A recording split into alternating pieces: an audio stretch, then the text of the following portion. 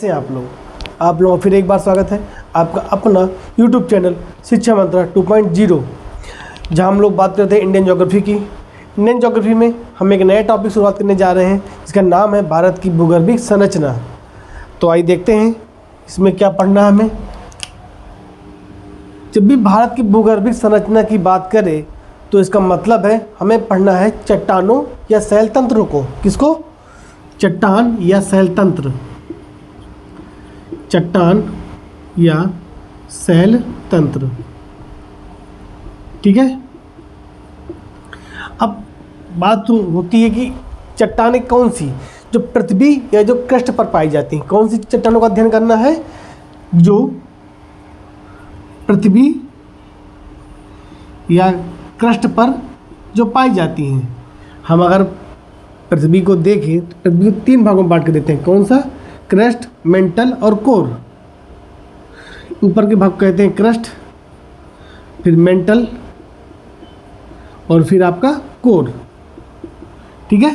तो जो क्रस्ट में जो चट्टानें पाई जाती हैं, हमें उनका अध्ययन करना है कि किस किस काल में या किस किस महाकल्प में कौन कौन सी चट्टान भारत में बनी। जैसे अब इतिहास पढ़ते हैं तो इतिहास में कैसे पढ़ते हैं कि मानव का विकास कैसे हुआ। पाषाण काल में मानव कैसा था हमारा, फिर मध्य पाषाण काल में कैसे आया, और फिर आपका नव पाषाण काल में कैसे आया।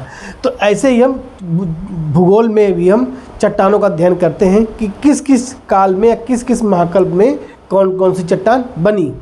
तो अगर हम देखें भारत में, तो जो भारत का अगर हम आकार देखें, अगर मान लो ये आपका भारत है,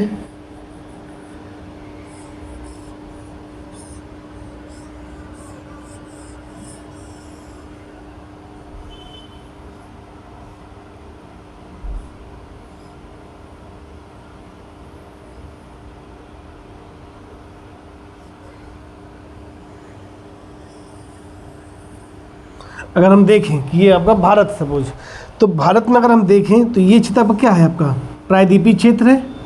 ठीक है। और ये क्षेत्र आपका देखें अगर हम, इसको बोलते हैं उत्तर का मैदान। और जो आपका ये क्षेत्र है इसको बोलते हैं हम, ये अगर हम इसको देखें तो इसको बोलते हैं प्रायद्वीपीय क्षेत्र। ठीक है। इसको बोलते हैं उत्तर का पर्वतीय क्षेत्र, उत्तर का पर्वतीय क्षेत्र। ठीक है। और इसको बोलते हैं उत्तर का मैदान। ठीक है। जैसे अगर भारत अगर हम भारत को हम ये ऐसा हम देख रहे हैं, तो पहले भारत ऐसा नहीं था। पहले भारत जो था गोंडवाना का भाग था। तो भारत कुछ ऐसे था पहले, अगर हम देखें तो ऐसा था, ऐसा था। तो ये क्या था? प्रायद्वीपीय क्षेत्र आपका गोंडवाना का भाग था। और जब ये उत्तर पूरब की ओर मूव किया तो उत्तर में क्या मिला? अंगारा लैंड, और यहाँ था आपका 33 सागर। ठीक है। तो जब ये गोंडवाना लैंड अंगारा लैंड जब टकराया तो इसमें क्या पड़ा? वलन पड़ा। किसमें? 33 सागर के मलबे में। जब हम पर्वत निर्माण पढ़ेंगे तो उसमें देखेंगे कैसे प्लेट विवर्तनीय क्रिया के कारण कैसे प्लेट टकराती हैं और एक प्लेट नीचे जाती है। तो ऐसे क्या, तो इसमें भी वही हुआ, 2 प्लेट टकराई, एक प्लेट नीचे गई। तो जो बीच में जो मलबा था उसमें क्या पड़ा? वलन या फोल्ड। इसी वलन से उत्तर पर्वतीय क्षेत्र का निर्माण हुआ। ठीक है। अगर हम उत्तर पर्वतीय क्षेत्र देखें तो ये इसका निर्माण किसके बाद हुआ? प्रायद्वीपीय क्षेत्र के बाद हुआ। फिर उत्तर का मैदान बना। तो जो उत्तरी क्षेत्र से जो नदियाँ निकली उसके अवसादों के जमाव से उत्तर भारत का मैदान का निर्माण हुआ। तो पहले हमारा क्षेत्र बना प्रायद्वीपीय क्षेत्र, फिर उत्तर पर्वतीय क्षेत्र, और फिर हमारा उत्तर का मैदान। तो अगर हम चट्टानों को देखें तो जो हमारे जो भारत में जो चट्टानें पाई जाती हैं वो प्रारंभिक चट्टानें, मतलब प्री कैम्ब्रियन युगीन से लेकर नवीन चट्टानों तक प्राप्त होती है। क्यों? क्योंकि जो पहले हमारा जो ये क्षेत्र था गोंडवाना का ही भाग तो था। जब विश्व पहले क्या था? एक पेंजिया महाद्वीप था। पेंजिया महाद्वीप 2 भागों में टूटा। ये उत्तर का भाग कहलाया अंगारा लैंड और दक्षिण का भाग कहलाया गोंडवाना लैंड। तो जो भारत था गोंडवाना लैंड का भाग था। इसलिए जो प्रारंभिक चट्टान पाई जाएंगी वो कहाँ पाई जाएंगी? प्रायद्वीपीय क्षेत्र में। इसलिए यहाँ जो प्री कैम्ब्रियन युगीन से लेकर नवीन चट्टानों तक प्राप्त होती हैं। इसी क्षेत्र को हम ऐसे अगर हम तटों को छोड़ दें और द्वीपों को छोड़ दें, तो अगर हम शैल तंत्र में भारत को विभाजन करें तो कुछ ऐसे विभाजन करेंगे: प्रायद्वीपीय क्षेत्र, उत्तर का पर्वतीय क्षेत्र और आपका उत्तर का मैदान। इसी विभाजन के क्रम में जो चट्टानों का विकास हुआ उसको कैसे कैसे महाकल्प में बांटा। तो एक भूगोलवेत्ता थे या एक व्यक्ति थे सर टी हॉलैंड, उन्होंने भारत में जो चट्टानों का विकास था उसको महाकल्पों में बांटा। क्या किया? एक थे सर टी हॉलैंड,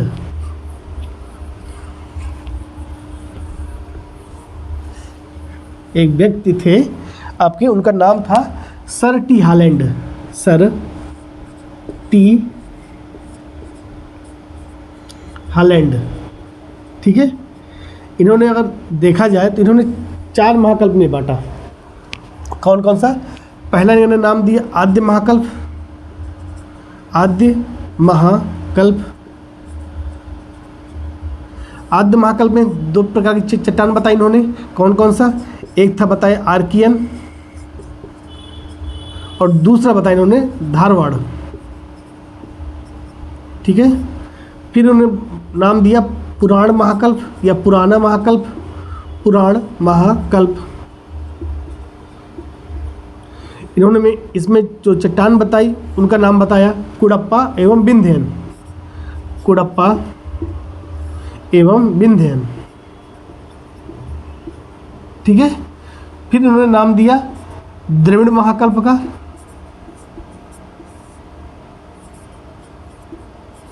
द्रविड़ महाकल्प में जो चट्टानें हैं भारत में मुख्यतः नहीं पाई जाती, कुछ क्षेत्र जैसे मध्य प्रदेश हो गया वहाँ चट्टानें थोड़ी बहुत प्राप्त होती हैं। ठीक है, फिर इसके बाद इन्होंने बात किया आर्य महाकल्प का, आर्य महाकल्प।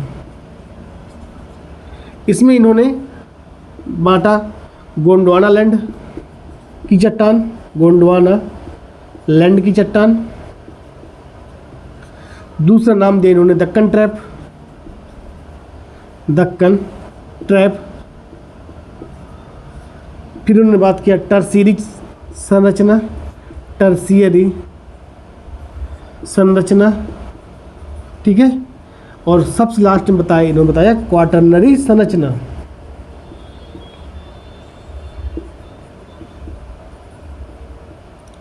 ठीक है, तो ये रहा आपका कैसे कैसे इन्होंने महाकल्प में चट्टानों को बांटा। पहले नाम दिया आद्य महाकल्प, इसमें इन्होंने 2 चट्टान बताई आर्कियन और धारवाड़। फिर उन्होंने बात किया पुराण महाकल्प या पुराना महाकल्प, जिसमें इन्होंने 2 चट्टान बताई कुडप्पा एवं विंध्यन। फिर द्रविड़ महाकल्प, इसकी चट्टानें भारत में मुख्यतः बहुत कम पाई जाती हैं। तो इसके बाद आया आर्य महाकल्प, इसमें Gondwana land, Deccan trap, tertiary एवं क्वाटरनरी। इस ऐसे इन्होंने महाकल्प में चट्टानों को बांटा। हमने देखा कैसे कैसे भारत में अगर चट्टानों को क्षेत्र देखें तो प्रायद्वीपीय क्षेत्र, उत्तर का पर्वतीय क्षेत्र और उत्तर को मैदान, 3 भागों में हम चट्टानों को पढ़ते हैं। ठीक है, तो ये रहा आपका चट्टान। अब एक बार प्रिंट आउट ले लीजिए अगर लेना हो, फिर हम आगे देखते हैं।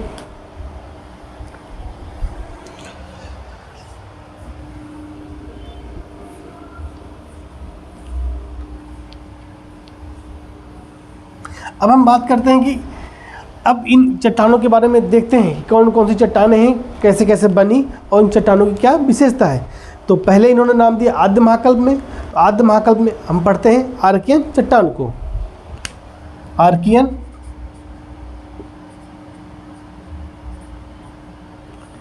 चट्टान को।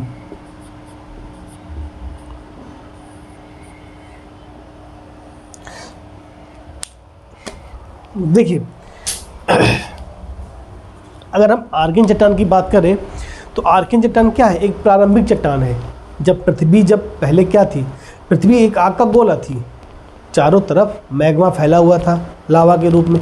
जब ये लावा ठंडा हुआ तो आगे चट्टान बनी और इन्हीं चट्टानों से क्या बना? आर्कियन चट्टान। तो जो आर्कियन चट्टान होगी हमारी वो प्रारंभिक चट्टान है। क्या होगी? यह एक प्रारंभिक चट्टान है, प्रारंभिक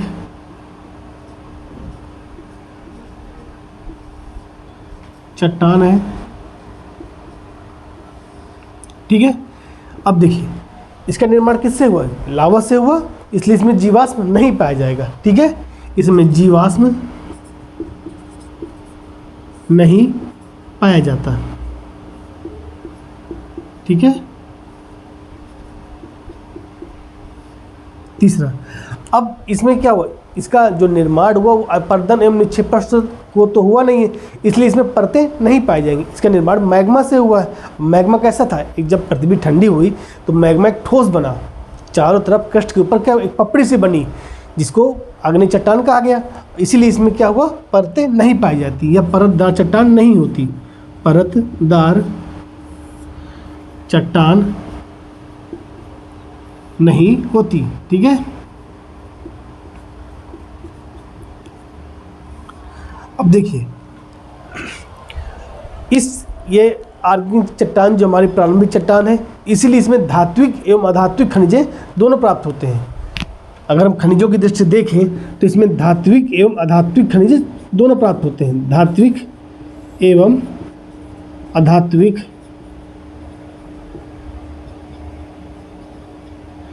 खनिज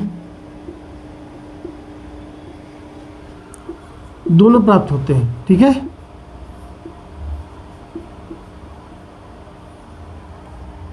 लेकिन ये इतनी कठोर चट्टान है कि इसका दोहन जो है बहुत मुश्किल है। इसकी कठोरता के कारण इसका दोहन नहीं हो पा रहा है। ठीक है। तो अगर हम लिख दें अत्यधिक कठोरता के कारण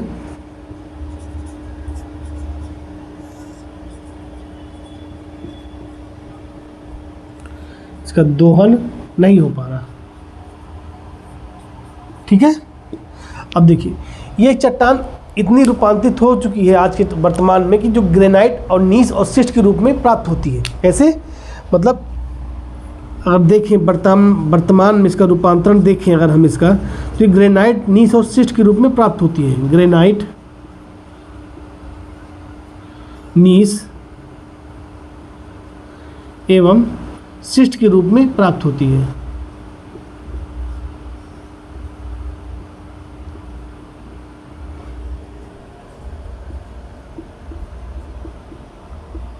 ठीक है।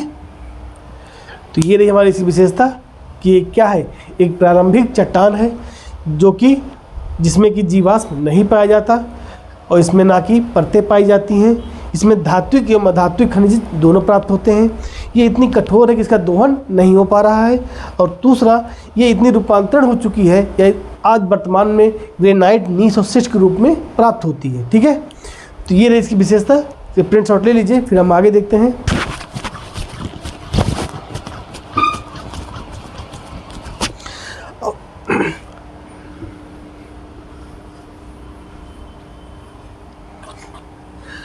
और हम इसको देखें, ये एक रवेदार चट्टान है। कैसी है, रवेदार। क्यों, क्योंकि जब आप घरों में देखते होंगे, जब कोई सीरा बनाते हैं आप, अगर सीरा को कैसे आप देखें, मतलब कोई सीरा है उसको आग में अगर उसको तपाएं उसको, तो कैसे देखिए जब वो ठोस बनता है तो छोटे छोटे रवे से बनते हैं। तो ये भी तो एक लावा से बनाना, तरल लावा से, इसलिए इसमें क्या छोटे छोटे रवे पाए जाएंगे, इसलिए कहते हैं इसमें रवेदार चट्टान है। कैसी है, रवेदार चट्टान, रवेदार चट्टान है ये आपका। ठीक है।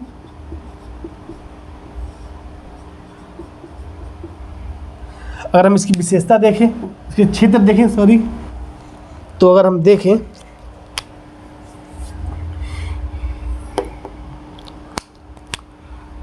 ये मान लो आपका भारत है, आपका दक्षिण भारत। ठीक है। ये आपका हो गया। ठीक है। तो अगर हम देखें इसे क्या बोलेंगे, केरल, ये आपका हो गया तमिलनाडु, फिर आपका ये हो गया आंध्र प्रदेश। ठीक है। और ये हो गया आपका उड़ीसा। ठीक है। ये हो गया आपका तेलंगाना, तेलंगाना और उड़ीसा को लगता हुआ आपका क्या है, छत्तीसगढ़। और फिर आपका ये रहा झारखंड। ठीक है। ये रहा आपका कर्नाटक, और ये रहा आपका गोवा, ये रहा आपका महाराष्ट्र। ठीक है। महाराष्ट्र से लगा हुआ गुजरात, और फिर आपका ये राजस्थान, और ये रहा आपका मध्य प्रदेश। ठीक है। ये रहा आपका मध्य प्रदेश। ठीक है। तो अगर हम देखें तो चट्टान कहाँ का प्राप्त होती है, पहला तो ये मिलती है छोटा नागपुर पठार, आपका जो है क्या है आपका छोटा नागपुर पठार, ये वाला क्षेत्र आपका, सॉरी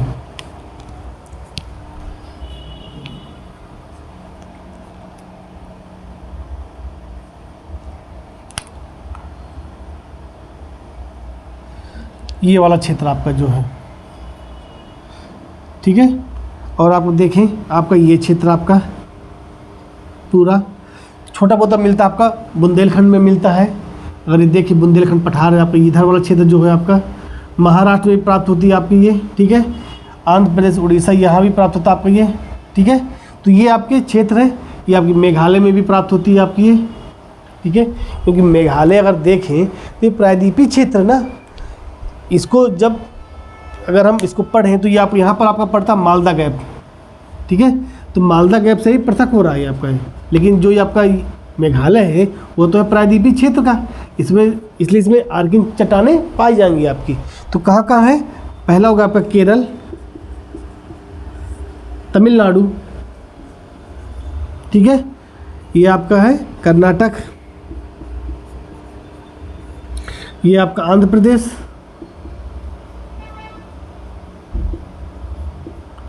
ठीक है। ये आपका छोटा नागपुर पठार हो गया, जहाँ आपका उड़ीसा है, छत्तीसगढ़ है, झारखंड है, ये महाराष्ट्र है, और आपका ये बुंदेलखंड क्षेत्र है। कुछ क्षेत्र आपका आर्कियन भी है आपका, जो आपका आर्कियन क्षेत्र वाला भी है, यहाँ भी चट्टान प्राप्त होंगी, ठीक है। तो अगर हम इसका क्षेत्र देखें अगर, तो कहाँ कहाँ है, केरल है, तमिलनाडु है, आपका कर्नाटक है, आंध्र प्रदेश है आपका,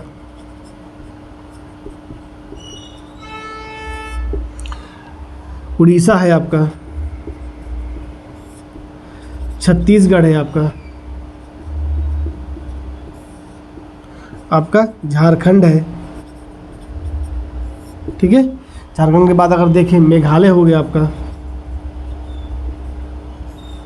आपका महाराष्ट्र हो गया आपका अरावली क्षेत्र हो गया, अरावली, ठीक है। और आप मध्य प्रदेश में भी पाई जाती हैं, ठीक है।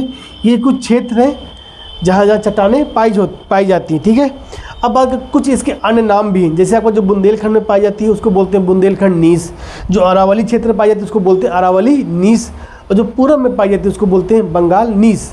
क्या क्या इसका नाम है, इसे अगर देखें हम तो कुछ नाम ऐसे आप बुंदेलखंड क्षेत्र में हो गया आपका, अगर हम यहाँ लिख दें, लिख रहे हैं बुंदेलखंड नीस है, कुछ नीस है इसमें, जैसे आपका हो गया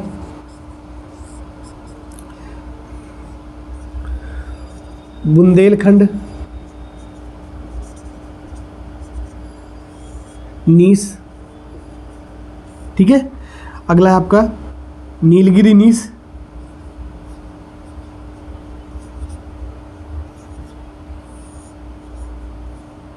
फिर है आपका बंगाल नीस,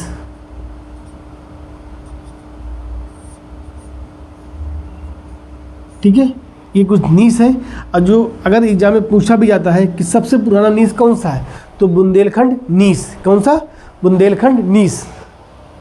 तो ये आपके नीस है, ठीक है। तो ये रहा आपका आर्कियन चट्टान, हमने देखा इनकी विशेषता देखी, फिर देखा इनके क्षेत्र देखा कौन कौन से क्षेत्र हैं, ठीक है। अब हम कल देखेंगे धारवाड़, कुडप्पा और विंध्यन को, ठीक है। तो कल फिर मिलते हैं, लेकिन जाने से पहले एक बार चैनल को सब्सक्राइब जरूर करिएगा, अपने दोस्तों को बताइएगा, ठीक है। तो कल फिर मिलते हैं एक नए वीडियो के साथ, तब तक के लिए धन्यवाद, शुक्रिया।